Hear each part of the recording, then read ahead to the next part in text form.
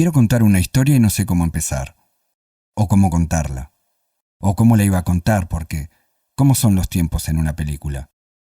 ¿Ahora que la grabo o ahora que la miran? Bueno, podría comenzar así. Mis 3 primeros encuentros con la muerte fueron en este barrio. El primero fue un paracaidista que vi desaparecer tras este edificio. El segundo, un tipo que se arrojó desde la terraza de este otro. El tercero fue la muerte de mi padre. O quizá, contando algunos momentos de mi vida. Susto. Ay.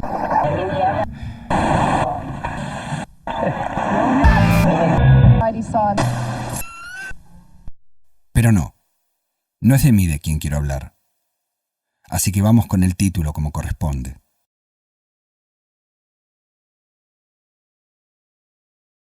Listo. Hasta ahora bien. Los créditos al final, porque no me banco cuando los ponen al principio. Y ya que hablé de final, empecemos por ahí.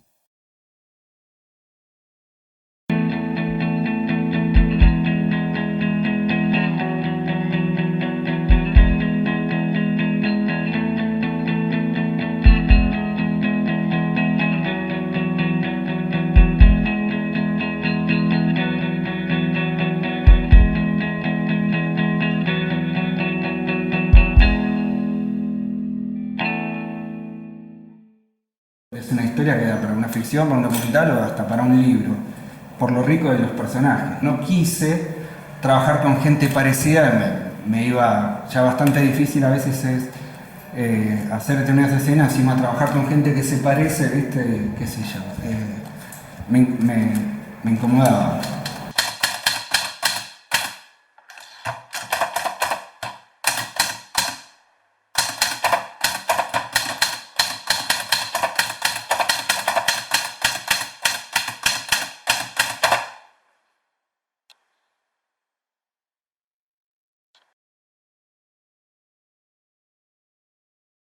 Javier muere alguna noche entre el 27 de mayo y el 2 de junio.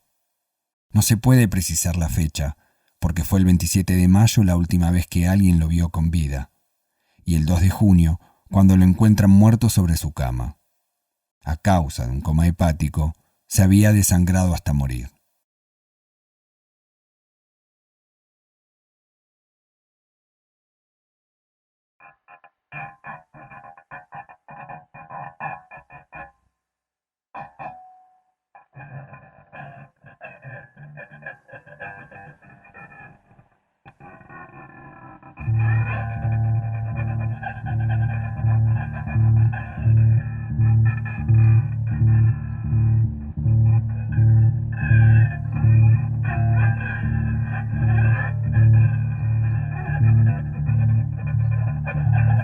...12 de mayo de 1995.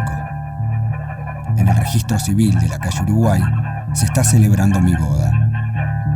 No vino nadie de mi familia, quizá porque no me casaba por iglesia. Así que toda la gente que ven ahí son familiares de la novia, compañeros de trabajo y algunos amigos míos del secundario.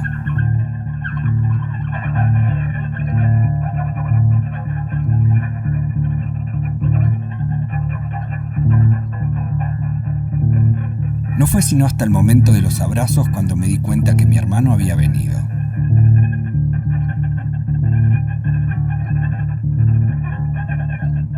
No sé en qué momento habrá entrado, pero ahí estaba. Me di vuelta y me di un abrazo.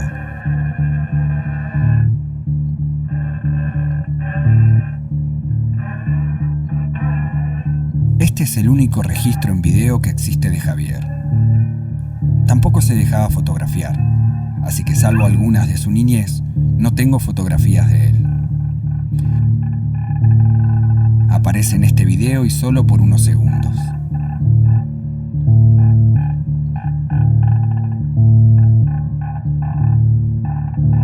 Ese es Javier.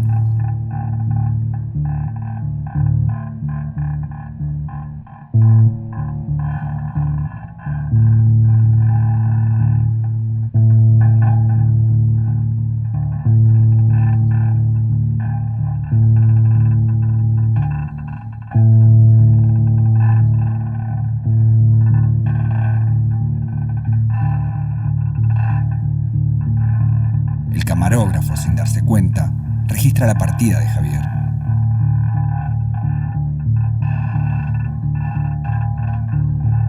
Así como entró sin ser visto, se abre paso sin molestar a nadie, sin avisarle a nadie que se va.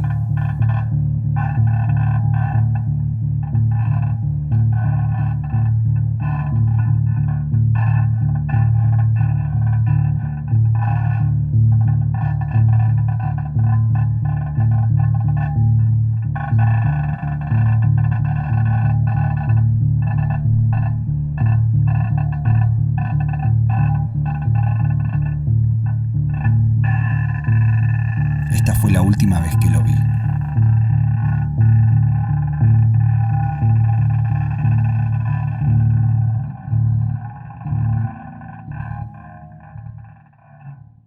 Sí, las características que tiene Erika. Ajá. Es talentosa, tímida, salvo sobre el escenario, interesante, seria. Era muy dulce, pero podía ser muy cortante. Le gustaba Nick Cave. Javier. Fotógrafo, siempre una cámara encima, tímido, callado. Cuando estaba alcoholizado no notabas que lo estaba. Corría todo tipo de riesgos innecesarios, como trepar por los balcones si se había olvidado las llaves, arreglar algo eléctrico sin desenchufarlo. No le gustaba sociabilizar, aunque era buen amigo de sus amigos. O sea, le podías pedir cualquier cosa que el tipo no te iba a hacer entrar en razón. Vos lo querías hacer, lo hacemos. Y te cuento un ejemplo. A ver cómo resumo esto. Mi padre murió cuando yo era chico, y como mis padres estaban divorciados, de los asuntos del cementerio se ocupaba mi familia paterna. Fue así que muchos años más tarde, mientras desayunábamos, mi madre lee una noticia en el diario en la que comentaban que en el cementerio de la Recoleta estaban desalojando las bóvedas de aquellos que no tenían los impuestos al día. Me pidió que me ocupe del tema. Fui al cementerio y me enteré de dos cosas. Una era que todo estaba en orden, y la otra, que a mi padre lo habían cremado. Repentinamente sentí la necesidad de cumplir con el deseo de mi padre. Él quería que sus cenizas fuesen arrojadas al mar. Un momento. Las imágenes se adelantan a mi narración, así que volvamos un poco hacia atrás. Mientras desayunábamos, mi madre, con su clásica dulzura, me comunica la noticia del cementerio. Max, en Recoleta están desalojando las bóvedas de los que no pagan impuestos. ¿Te podés ocupar? No vaya a ser cosa que tu papá esté paseando en carretilla.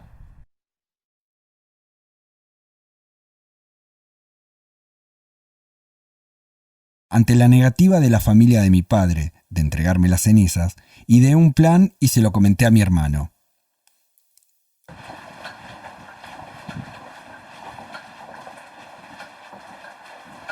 Porque tal como le comenté a los actores, no solo no me iba a decir que no lo hiciera, sino que además me iba a dar una mano.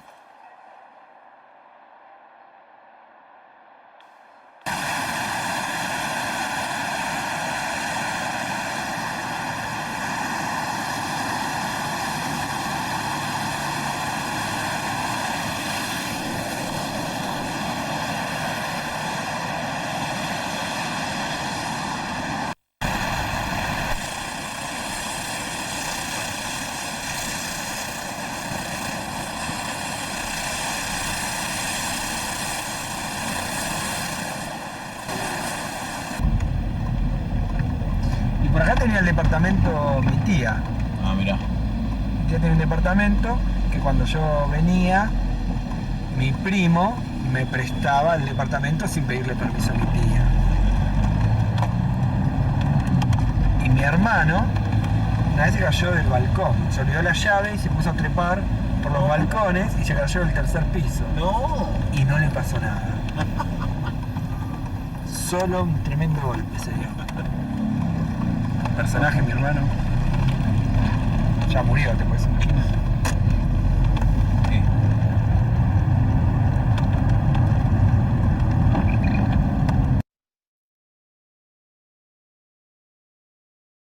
Javier no solamente era un buen cómplice. Había veces en las que se sentía muy a gusto en su rol de hermano mayor. Mirá, podés engañar a tu mujer. Ahora sí, ni se te ocurre enamorarte. Estudiá. Estudiá. Y si no te gusta estudiar, cómprate a los profesores.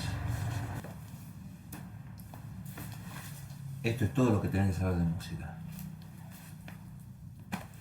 Genial. Alguien me dijo una vez que mi hermano tuvo más caídas que Jorge Newbery, cada una con distinto resultado. Yo creo que la más terrible fue una vez en la que luego de discutir con su esposa, se subió a su moto y se fue a contramano por la calle Ugarte. Dobló en la avenida del Libertador y le pasó muy cerca a otro motociclista. Este se enojó y sin que mi hermano lo note, comenzó a perseguirlo. A la salida del túnel de la avenida Libertador, lo embiste. Javier queda tendido en el piso. Luego de estar 4 días en coma, se despierta como si nada hubiese pasado.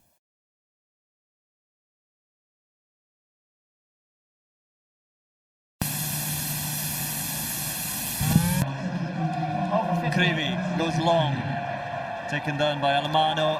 On through the middle, it's Argentina again. Is it going to be another try? It is surely wonderful, wonderful stuff. Santiago. Si finalmente optase por escribir un libro, en lugar de hacer un documental o una ficción, habría un capítulo en el que trazaría un paralelo entre la vida de Javier y 2 tries de Santiago Cordero en el Mundial de Rugby del 2015. Porque quizá la vida de Javier fue un poco así, como una jugada de rugby.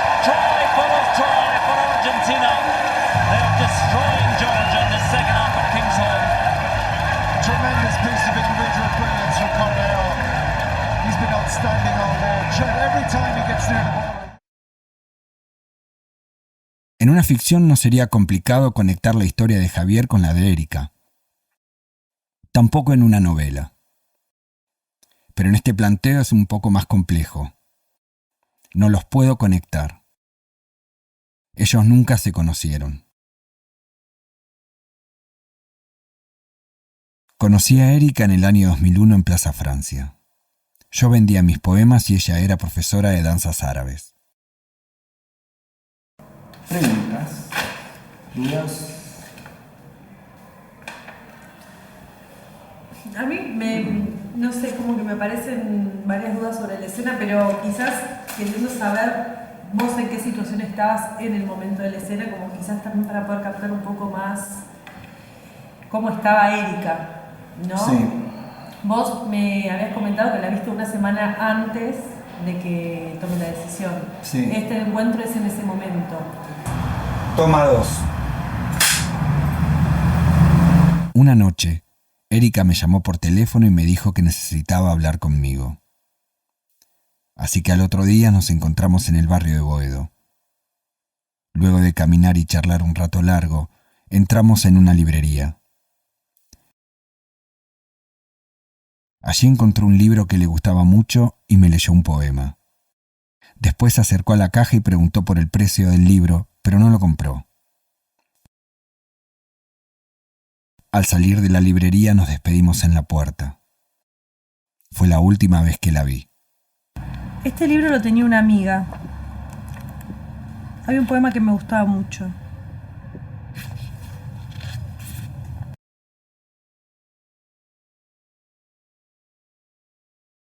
Erika baila una danza rota.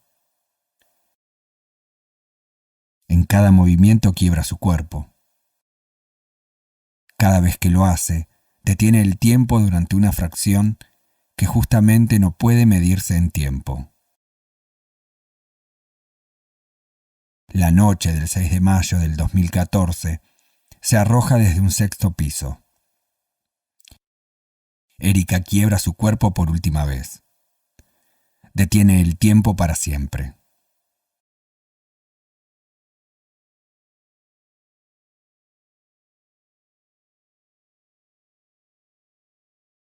Con frecuencia en los anuncios y las noticias televisivas suele compararse el impacto de un vehículo en marcha con la caída desde una determinada altura. Hoy vamos a calcular la velocidad final a través de esta fórmula de un cuerpo que cae en caída libre desde una altura de 6 pisos aproximadamente, lo que equivaldría a unos 24 metros. Es decir, que velocidad final es igual a 2 por g, g es la aceleración, que es 9,8 metros sobre segundo cuadrado, por esta altura. Alejandro toma 3B. Acción. Bueno, el cuerpo tardó en caer de 6 pisos 1.7 segundos.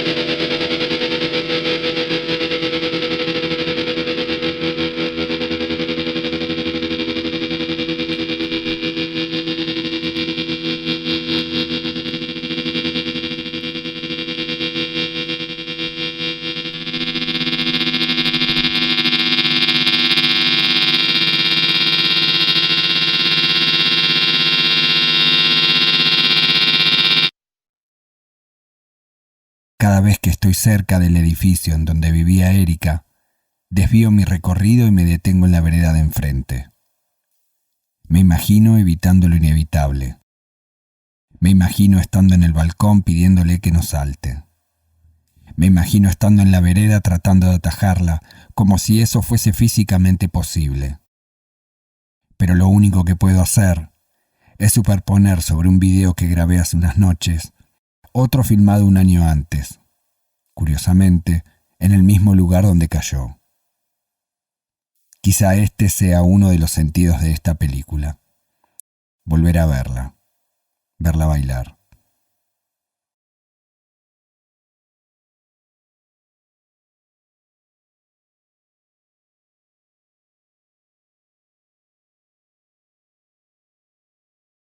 Con Javier hago más o menos lo mismo, pero solo sé que vivía sobre la avenida Avellaneda, así que a veces la recorro. Trato de adivinar en cuál de todas esas casas vivía. Lo imagino entrando en alguna de ellas por última vez, sintiéndose mal, entrando a su habitación. Es como si pudiese verlo descomponerse.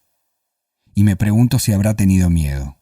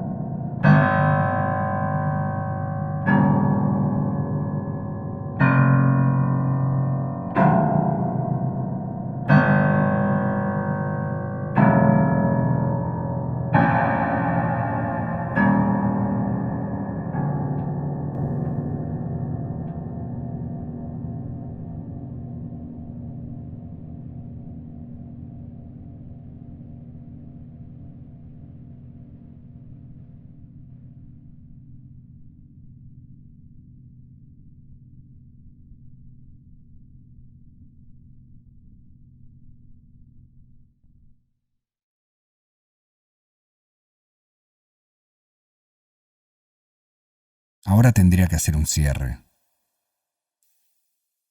Pero ¿cómo cerrar una película sobre dos heridas que no cierran? Podría hacer una reflexión, pero no se me ocurre ninguna. Solo me quedan estas imágenes del cementerio, pero no creo que cuenten mucho más.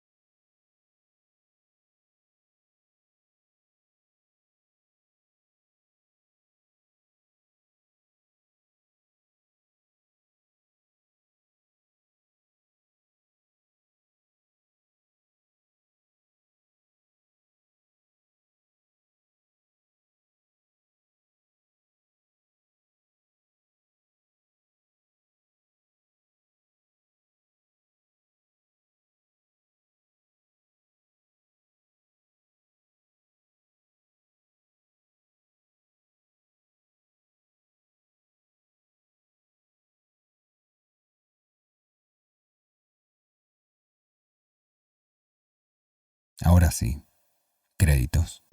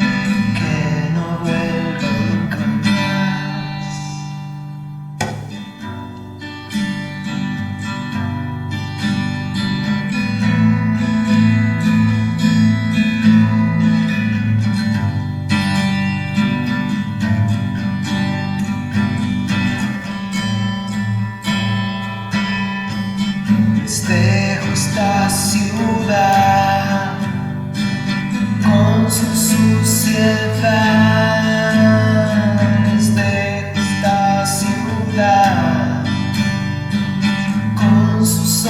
ansiedad.